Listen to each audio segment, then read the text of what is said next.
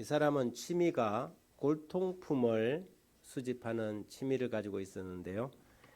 1년에 몇 차례씩 유럽을 드나들면서 세계에 흩어져 있는 진귀한 골통품을 사 모으는 것이 이 사람의 취미였습니다. 한 번은 그가 한 6개월 동안 집을 비우고 이제 유럽 그 골동품 여행을 떠나게 되었는데 갑자기 좀 불안한 생각이 들었어요. 이 진귀한 골동품을 집에 두고 가는데 보안 업체에서 최신 도난 방지 장치를 다 달긴 달았지만 꼭 누가 훔쳐갈 것 같은 생각이 드는 것입니다. 그래서 마음이 놓이지 않아서 여행 가기 전에 좀 단도리를 좀 어떻게 하려고 생각하다 좋은 생각을 해냈습니다. 뉴욕의 그 뒷골목으로 가서 그 아주 싼 그림들을 막 사 모았습니다. 그리고는 그것들을 이 골동품 이 자기가 아끼는 골동품 사이에다가 이제 탁 이렇게 진열을 하고는 그 밑에다가 가격표를 다 붙여놨어요. 1억, 10억, 30억. 그래서 아주 그냥 싼 가격의 그림들을 그렇게 막 가격을 붙여놓고 이제 유럽을 간 것입니다.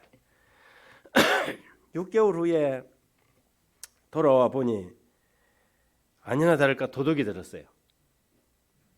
근데 물건을 가져갔는데 비싼 골동품을 하나도 안 가져가고 자기가 10억, 30억 이리 붙여놓은 그것만 막 다 뽑아갖고 간 거죠. 아주 대비를 잘했습니까? 오늘날 사람들은 참 이 가치관의 혼란 속에서 살아가고 있습니다. 무엇이 진짜 귀중하고 무엇이 진짜 가치 있는 건지 세상이 자기 마음대로 매겨놓은 그 가치에 의해서 마치 이 골통품상에 들어왔던 이 도둑놈처럼 진짜 가치 있는 것이 무엇인지 잘 알지 못하고 그것을 가치 있게 생각하고 살아가는 거죠. 현대인은 중요한 것은 사소하게 생각하고 사소한 것은 아주 중요하게 여기는 가치관의 혼란 속에서 살고 있습니다. 여러분에게 있어서 가장 중요한 것은 무엇입니까? 오늘 저는 우리 인생의 가장 중요한 질문 하나, 너희는 나를 누구라 하느냐라는 제목으로 말씀을 드릴까 합니다. 이 사건은 가이사라 빌립보 지방에서 있었던 일입니다. 이 성경에 빌립보라는 지명이 두 번 나오는데요. 하나는 마게도니아의 첫 성 빌립보가 있고 우리가 읽은 본문에 가이사라 빌립보가 있습니다. 가이사라 빌립보는 갈릴리 북쪽과 헤르몬산, 헐몬산이라고 하는 그 사이에 위치한 도시로 필립 안티바라는 이 헤롯 필립이 그 도시를 개발하고 만들고 그 당시 가이사와 자기 이름을 따서 가이사라 빌립보라고 이름을 지은 것입니다. 한 번은 거기에 예수님께서 제자들과 갔을 때 제자들에게 물었습니다. 사람들이 인자를 누구라 하느냐? 그랬더니 여기서 인자는 주님이 자기 자신을 스스로 즐겨 부르는 호칭입니다. 자기들이 들은 대로 이야기를 했어요. 가로되 들으는 침례 요한, 들으는 엘리야, 어떤 이는 예레미야나 선지자 중에 하나라 하던데요. 그러자 예수님께서 다시 물었습니다. 그러면 너희는 나를 누구라 하느냐? 그러자 시몬 베드로가 주는 그리스도시요 살아계신 하나님의 아들이니다라고 대답했습니다. 그러자 예수님께서 바요나 시몬아 내가 복이 있도다라고 외치셨죠. 그렇다면 왜 이 질문이 그렇게 중요할까요? 왜 주님은 굳이 제자들에게 이 질문을 하신 것일까요? 너희는 나를 누구라 하느냐. 이 질문은 제자들뿐만 아니라 오늘 이 자리에 있는 이 설교를 듣고 있는 저와 여러분 모두에게 가장 중요한 질문입니다. 이 질문에 대한 대답 여하에 따라서 영원한 구원과 영원한 멸망이 결정되기 때문입니다. 너희는 나를 누구라 하느냐? 예수님께서 그렇게 묻습니다.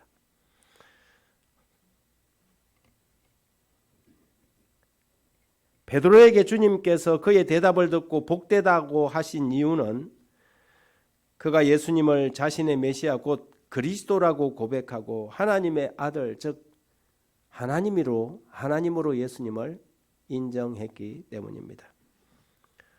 사도 바울 선생은 로마서 10장 10절에 사람이 마음으로 믿어 의에 이르고 입으로 시인하여 구원에 이른다고 말했습니다. 구원이 여기에 달려 있습니다.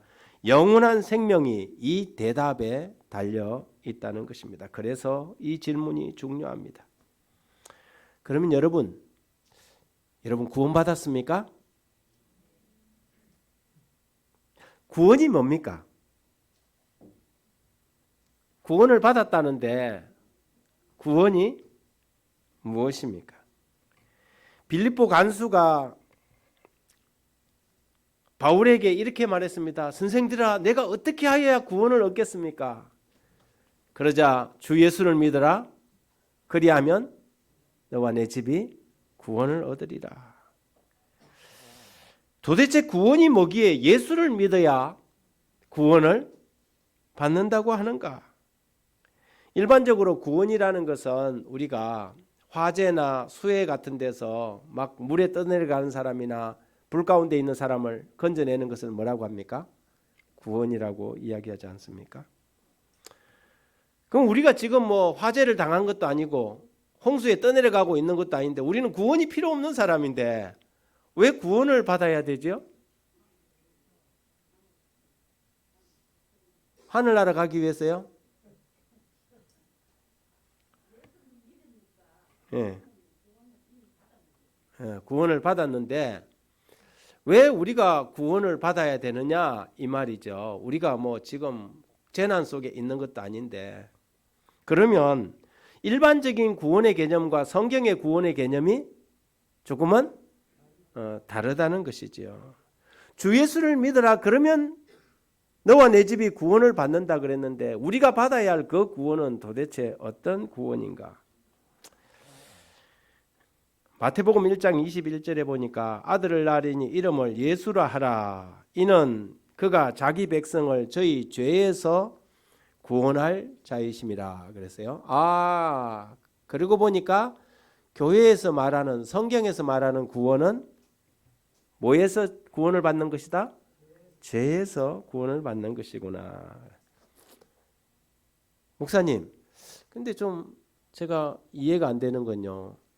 저는 이 세상을 살아가면서 법이 없어도 살 사람이라고 이야기를 듣는 사람인데 제가 무슨 그런 죄를 많이 지었다고 제가 구원이 필요합니까?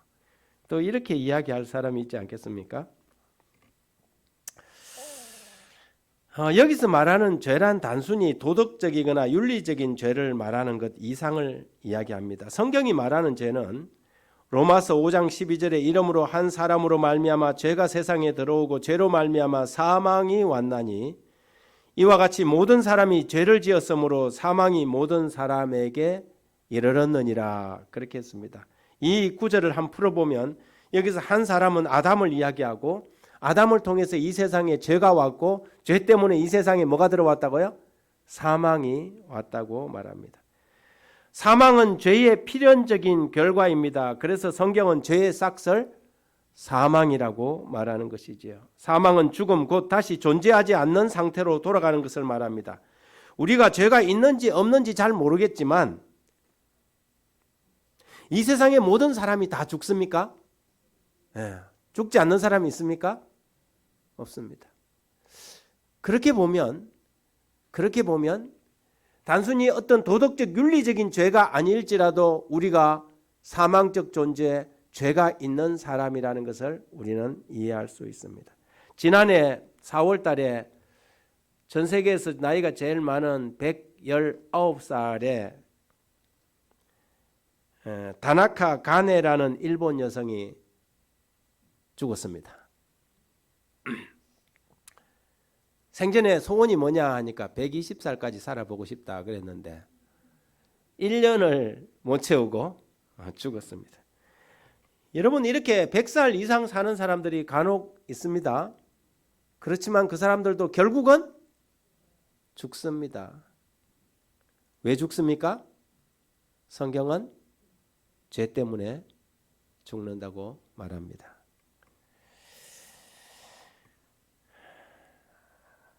그렇게 생각해 보면 근본적으로 구원이란 그것이 화재든지 수해든지 어떤 재난도 결국은 그 사람을 사망에서 건져내는 것을 구원이라고 하지 않습니까? 그 사람이 죽었는데 건져내면 건져냈다고 말할 수 없는 거 아니에요. 그죠? 불에 타서 죽었는데 건져내봐야 건져내도 구원받았다고 하지 않아요. 그죠? 결국엔 살리는 것이 목적이죠. 그러면 오늘 우리가 구원이라는 것은 뭔가 하면 우리를 그 사망에서 건져내는 것을 성경은 구원이라고 말합니다. 가끔 저는 여러분들에게 그런 질문을 한 번씩 던지지 않습니까? 여기에 이게 꽃이 있는데요.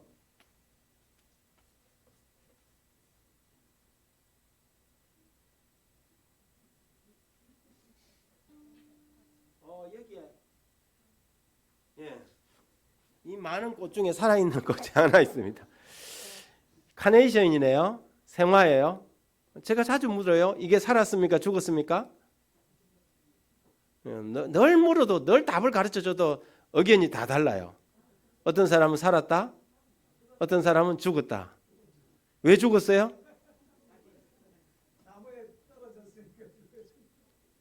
생화인데요. 생화인데요.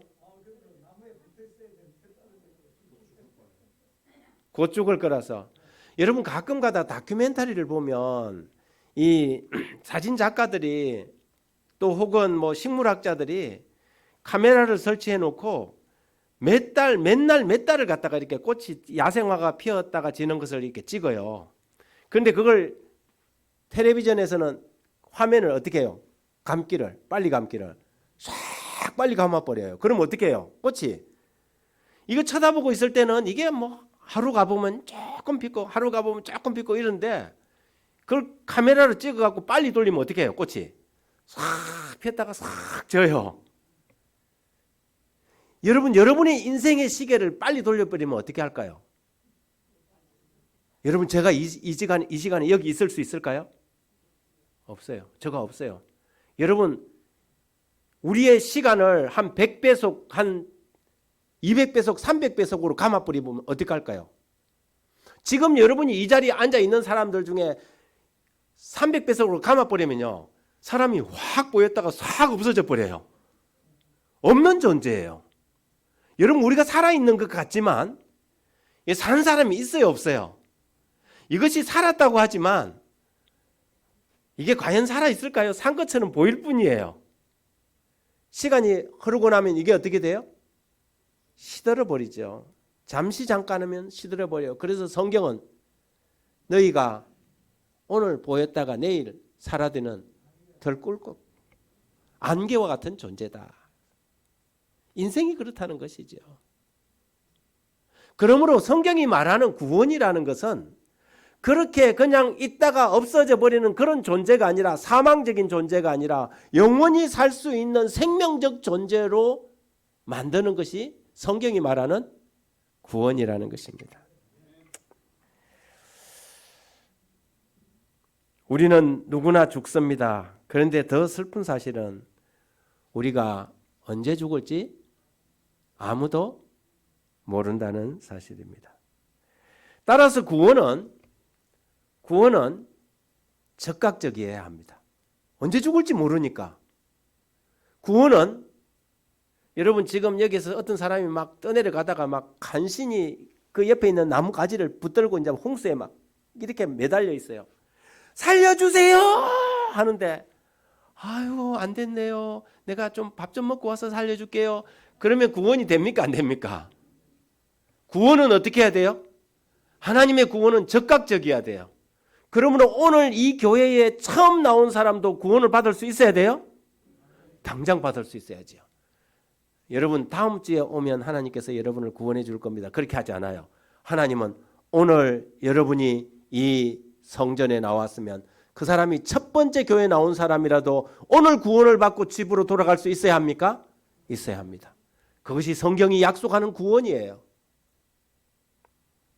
그래서 이걸 갖다가 구원의 긴급성이라 합니다. 구원은 아주 긴급한 일이에요. 여러분 하루 이틀 미룰 수 없어요. 여러분 오늘 여러분이 구원 받게 되기를 간절히 바랍니다. 요한복음 5장 24절에 내가 진실로 진실로 너희에게 이르노니 내 말을 듣고 또 나를 보내신 이를 믿는 자는 영생을 얻었고 심판에 이르지 아니하나니 사망에서 생명으로 옮겼느니라. 듣고 믿는 사람은 영생을 얻었고 심판에 이르지 아니한다 그랬습니다. 사망에서 생명으로 옮겼다고 말했습니다. 듣고 믿는 것은 전적으로 개인의 자유입니다. 제가 이렇게 말해도 지금 엉뚱한 생각하고 있는 사람 있어요? 아, 내가 오늘 지금 밭에다가 뭘 심어놨는데 이거 어떻게 이런 사람 있고, 아, 내가 오늘 깜빡하고 이거 집에다가 저기 휴대폰을 두고 왔네. 이런 생각할 수 있어요. 이거는 제가 여기서 나팔을 분다고 해서 여러분이 다 듣는 거 아니에요. 그런데 어떤 사람은 들어요? 어떤 사람은 하나님의 말씀을 들어요? 어떤 사람은 들어요. 아, 저 말씀이 나를 위해서 지금 하고 있는 말이구나 하고 귀를 쫑긋하고 들어요. 듣고 믿는 것은 각자가 개인이 선택할 부분이에요. 맞습니까? 네. 그런데요,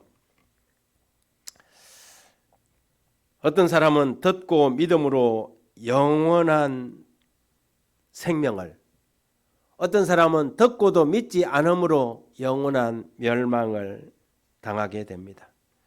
하늘과 땅 차이인 것이지요. 영생은 언제 시작되는가? 먼 미래에 시작되는 것이 아니라 지금 이 순간 바로 시작되는 것입니다. 여기서 성경은 영생을 얻을 것이다 라고 말하지 않고 영생을 얻었다고 말합니다. 사망에서 생명으로 옮길 것이라고 말하지 않고 사망에서 생명으로 옮겼느니라 그래 말합니다. 미래형을 쓰지 않고 현재 완료형을 쓰고 있는 것이지요. 예수께서 돌이켜 그를 보시며 가라사대 따라 안심하라 내 믿음이 너를 구원하였다 하시니 그 여자가 즉시로 구원을 얻으니라. 12회로 혈류병으로 앓는 이 여인이 예수님에게 다가가서 믿음으로 예수님의 옷자락을 딱 잡았는데 그 순간에 뭘 받았어요? 네, 구원을 받았어요. 예수님께서 따라 안심하라 내 믿음이 너를 구원하였느니라. 즉시로 구원을 얻었어요. 예수님께서는 오늘 이 여인이 즉시 구원을 받았다고 말합니다. 이와 같이 우리가 진정으로 그분의 약속을 믿고 예수를 믿는다면 즉시 사망에서 생명으로 뭐 한다고요? 옮겼느니라. 여러분 우리가 그 다음에 잠들어도 상관없어요? 상관없어요. 우리가 죽어도 상관없어요. 하나님께서 우리에게 뭘 심어줬어요? 생명을 심어줬어요. 우리 화단에 지금 제가 제일 좋아하는 꽃이 뭐냐면 상사화입니다. 상사화가 지금 쫙 잎이 올라왔어요. 여러분 상사화 잎이 어떤 건지 모르죠? 예, 지금 신선산에 가면 상사화가 쫙 올라왔거든요. 왜 상사화냐 하면 꽃하고 잎하고 못 만나요. 잎이 쫙 났다가 그게 완전히 여름 이게 비가 오면 싹 없어져요. 거기에 뭐가 났든지 표도 안 나요. 그러다가 장마가 막 오면 거기서 꽃 대공이 하나가 갑자기 쫙 올라와갖고 연분홍 꽃을 쫙 피우거든요. 꽃과 잎이 못 만난다고 상사화예요. 근데 제가 좋아하는 그 상사화가 쫙 피었어요. 해마다 보니까 거기에서 상사화가 핍니다. 아, 슬퍼요. 근데 여러분 그 속에 생명이 있으니까, 그 속에 생명이 있으니까 봄이면 뭐가 핍니까? 꽃이 피죠. 여러분, 그리스도인들은 죽어도 산다는 말이 그 말이에요. 우리는 이 세상에서 죽을 수 있어요? 죽을 수 있어요. 그러나 우리는 영원히 죽지 않습니다. 왜냐하면 사망에서 생명으로 옮겼기 때문입니다. 오늘 저와 여러분은 하나님께서 우리에게 주시는 이 영원한 생명의 씨앗을 가지고 돌아갈 수 있게 되길 간절히 바랍니다. 왜 그러면 그것이 가능한가? 왜 이러한 논리가 가능한가? 여러분, 하이든의 천지창조의 서곡처럼 창세기 1장 1절에 뭐라고 말합니까? 태초에 하나님이 천지를 창조하시니라. 짠! 하이든의 천지창조 서곡을 들을 때마다 가슴이 울려요. 짠! 하다가 잔잔하게 선율이 흐르지 않습니까? 하나님의 창조 행위가 시작된 것입니다. 태초에 하나님이 천지를 창조하셨다는 이 짧은 한 구절에요, 굉장히 많은 의미를 함축하고 있어요. 이 세상에 아무것도 없었던 때가 있었다는 거예요. 하나님의 창조 행위로 말미암아서 이 세상의 모든 것이 존재하였어요. 저와 여러분도 이 세상에 생명이 있고 움직이고 살아있는 모든 것들이 하나님의 창조 행위로 생기기 시작했다는 것이지요. 생명이 어디에서부터 왔다는 거예요? 하나님에게서 왔다는 것입니다.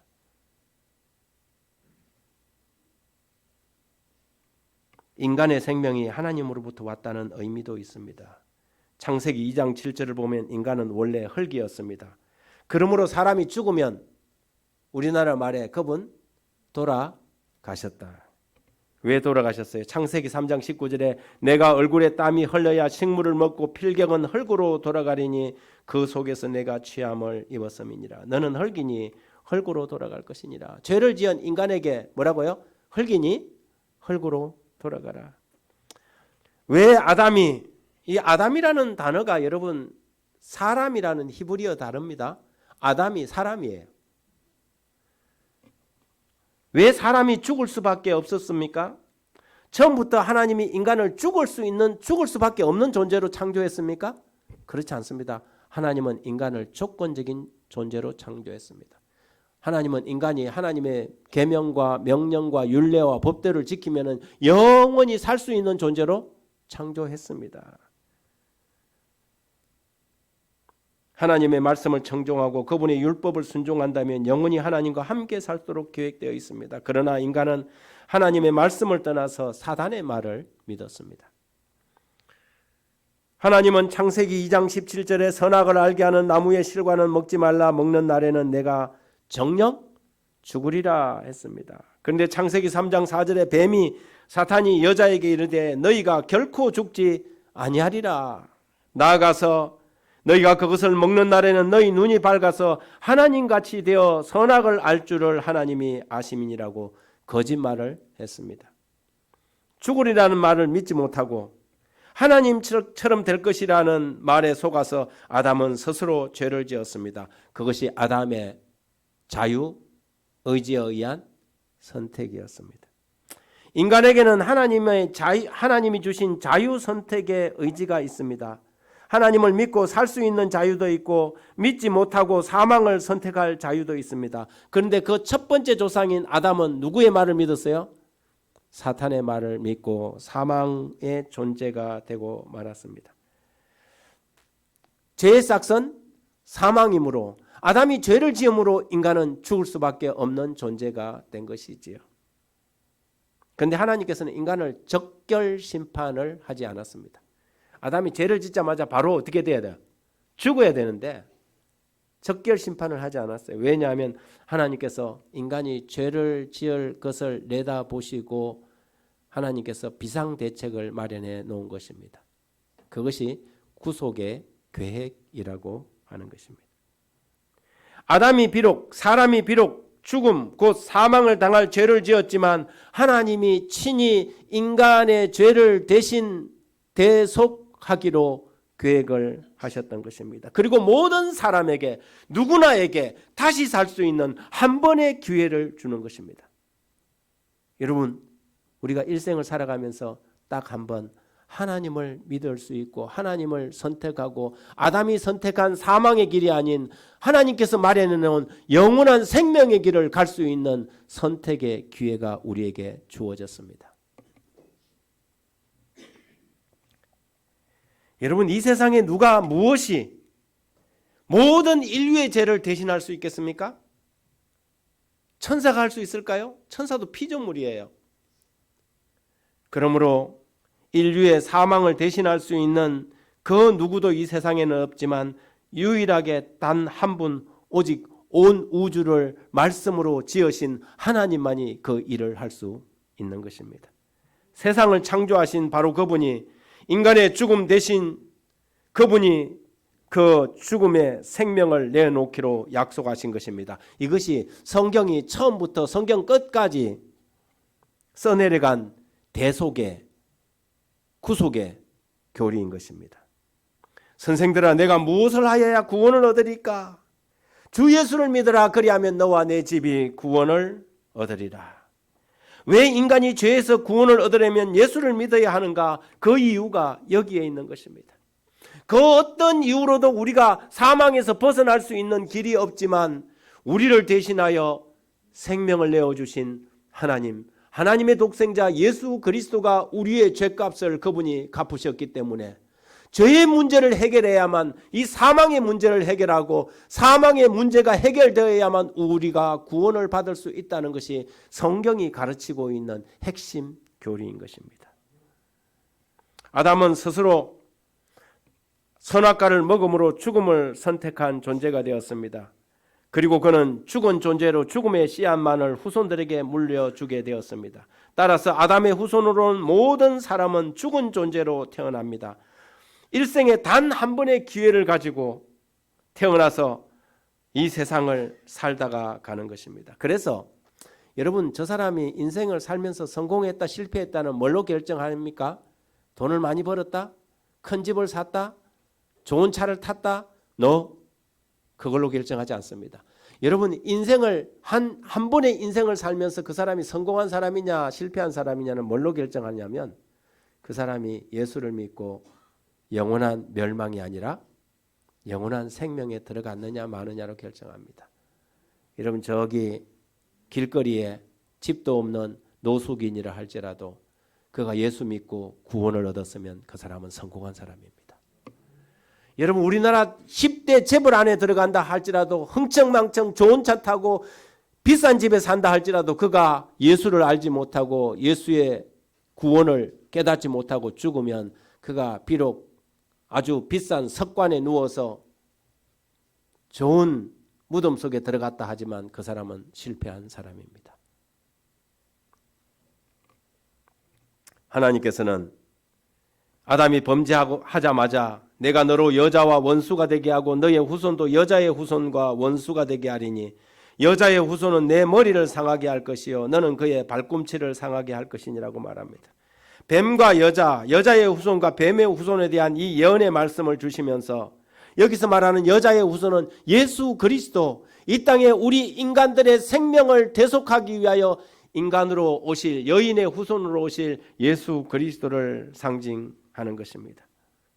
여러분, 이 세상에서 가장 치열한 전쟁은 우크라이나와 러시아의 전쟁이 아니라 우리의 구원을 사이에 두고 벌어지는 하나님과 사단과의 전쟁, 여자의 후손과 뱀의 후손 간의 전쟁인 것입니다. 그 전쟁이 오늘 저와 여러분의 마음 가운데서 일어나고 있는 것이지요. 아담은 비록 본인이 죄를 지어서 세상에 죄가 들어오게 하는 장본인이 되었지만 하나님이 반포하신 이 구속의 약속을 즉시 붙잡고 구원의 길을 선택했습니다.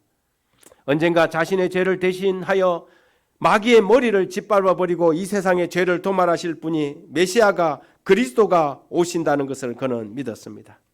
그리고 그 믿음을 베드로가 너는 나를 누구라 하느냐? 주는 그리스도시요 살아계신 하나님의 아들이라고 대답하자 예수님께서 바요나 시몬아 내가 복이 있도다. 오직 성경의 신만이 죄인의 죄를 대속하는 하나님이십니다.